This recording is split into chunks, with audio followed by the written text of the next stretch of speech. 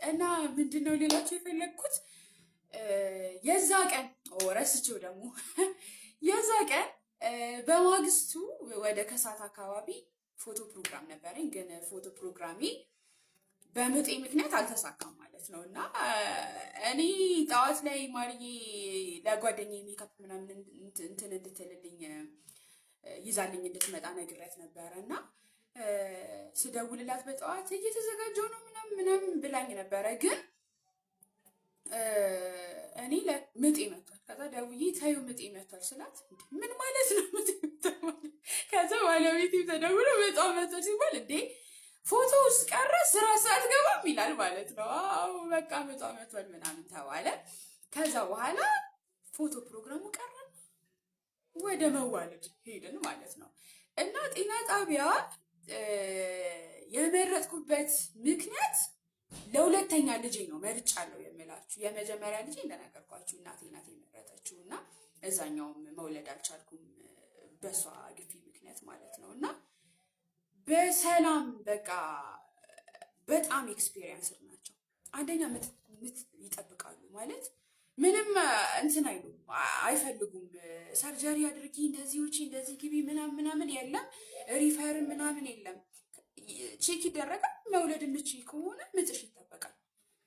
ከዛ በኋላ በየቀኑ የሚያዋልዱት የሰው ብዛት አለ። እንዴት ነው ልምድ ላይኖራቸው የሚችለው? እንዴት ነው ሰው ኤክስፔንስ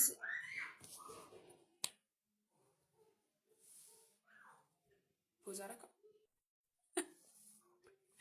ልጆቼ እንዴት እንዳስደነገጡኝ በኢየሱስ ክርስቶስ ነፍሴ ምን ጥቅን ያለችው እና ምን ለማለት ፈልጌ ነው፣ ልምድ አላቸው፣ በጣም ልምድ አላቸው። ጸባይ የላቸውም። አዎ ከሰው ብዛት የተነሳ ጸባይ የላቸውም። ያመናጭቃሉ። አዎ ሊያመናጭቁ ይችላሉ። ምክንያቱም የግል አንደኛ ብራችንን ከፍለን ነው ራፋ፣ አንደኛ ብራችንን ከፍለን፣ ሁለተኛ ደግሞ በቃ ብራችን ነው ልጃችንን የሚያመጣልን። እግዚአብሔር ነው ልጅን የሚሰጠው። እኔ ማለት የምፈልገው እግዚአብሔር ነው ልጅን የሚሰጠው። የፈለገ ሰው ስለከፈለ ስላልከፈለ ቆንጆ ልጅ ሊያመጣ አይችልም፣ ሴት ሊያመጣ አይችልም፣ ወንድ ሊያመጣ አይችልም። እግዚአብሔር ነው ልጅን የሚሰጠው። የትም ቦታ ሰው ሊወልድ ይችላል። እኔ አሁን በጣም ሌግዣሪ ቦታ ውለዱ አልልም፣ በጣም እንደዚህ። እኔ ግን አሁን ባለኝ ላይፍ እግዚአብሔር ይመስገን በጣም የተሻለ ህይወት ላይ ነኝ ያለሁት። ግን የት ነው የምትወጂው ብትሉኝ ጤና ጣቢያ ነው ገና ማለት የመደጋገም ፕላን አለኝ። የት ነው የምወልደው? ጤና ጣቢያ ነው የምወልደው። ምክንያቱም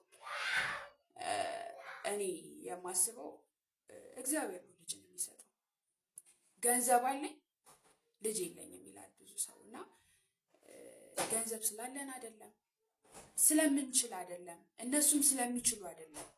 እግዚአብሔር ካለበት ጤነኛ ልጅ ይስጠን ነው የሚባለው። እና እዚህ ነው የምወልደው እንደዚህ ነው እንደዛ ነው ምናምን ሳይሆን ሁላችሁም ባላችሁ እንትን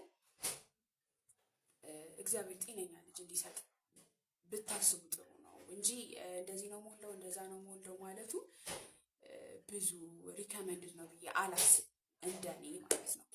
እና ሁለተኛ ልጄን ደግሞ በሰርጀሪ ነው የወለድኩት። የመጀመሪያ ልጄን በምጥ እንደወለድኩት ሁለተኛ ልጄን በሰርጀሪ ነው የወለድኩት። የት አትሉኝም? ጤና ጣቢያ። ሁለተኛ ልጄን ያው የመጀመሪያ ልጄን ከወለድኩ በኋላ ሁለተኛ ልጄን ከ4 ዓመት ልዩነት በኋላ ነው የወለድኩት።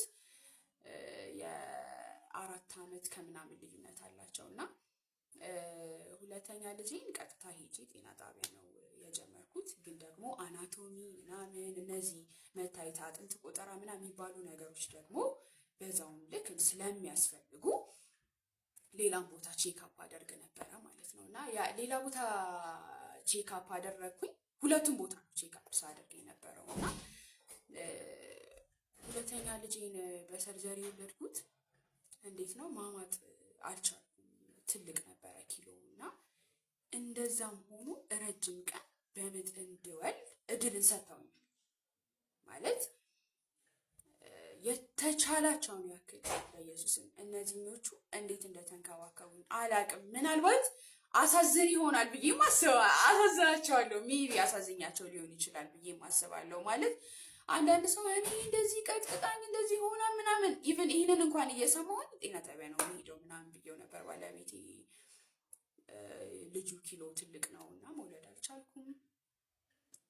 የሚገርም ሌላ ቦታ ያለው ነው ማለት የመሰለኝ እና ሰርጀሪ አድርገውኝ ከዛ በኋላ በጣም ያለውን ቅዝቃዜ ታውቃላችሁ እና ያንን ቅዝቃዜ ራሱ በእንትን እያሞቀች አንሶላ እያሞቀች እኔ ላይ ታደርግ ነበረ እንዲሞቀኝ ነርሷ። እና